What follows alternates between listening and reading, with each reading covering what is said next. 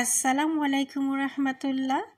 দূরে এবং কাছে যে যেখান থেকে আমার ভিডিও দেখছেন, আশা করি প্রত্যেকেই ভালো আছেন, সুস্থ আছেন। আলহামদুলিল্লাহ, মহান আল্লাহ তাআলার অশেষ রহমতে আমিও ভালো আছি, সুস্থ আছি।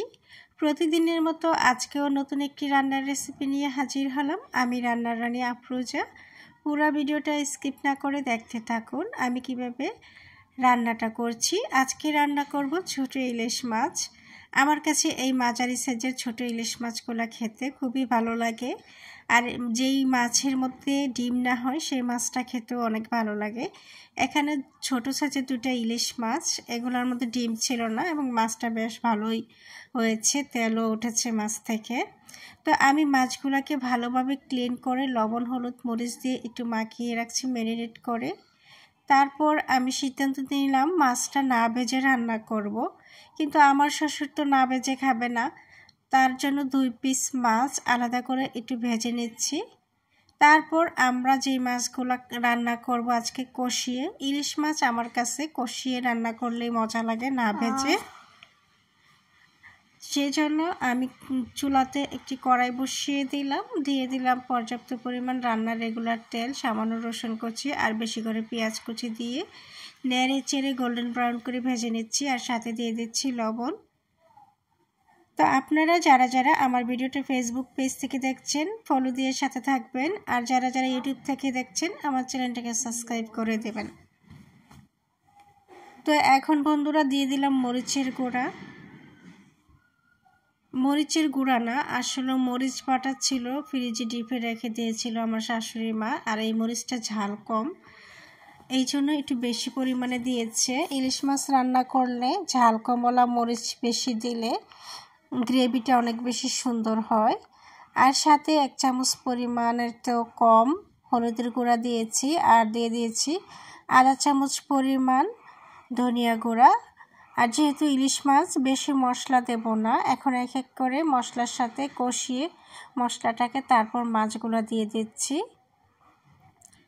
মাছগুলো দিয়েও কিন্তু মশলার সাথে চুলার আঁচটা লো মিডিয়াম রেখে খুব ভালোভাবে কষিয়ে নিতে হবে, উল্টিয়ে পাল্টিয়ে। আমার কাছে এইভাবে কষিয়ে মাছটা রান্না করলেই ভীষণ মজা লাগে, ভেজে রান্না করলে ভালো লাগে না।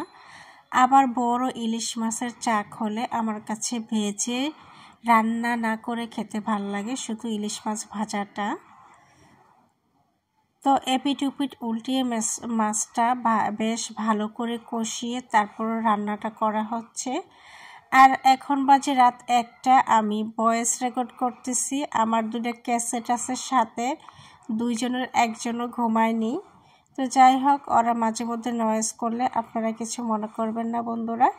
মাছটা ভালোভাবে কষিয়ে এখন পর্যাপ্ত পরিমাণ গ্রেভি দিয়ে এই মাছটাকে কুক করে নেব প্রায় 15 থেকে 20 মিনিট।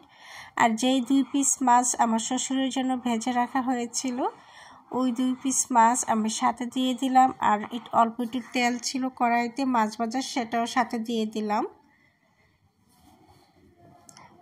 অনেকে ইলিশ মাছ অনেকভাবে রান্না করেন, তবে ইলিশ মাছ যেভাবেই রান্না করা হোক না কেন সেভাবেই মজা। কথায় আছে না, জাতীয় মাছ, দামটাও এরকম জাতীয়।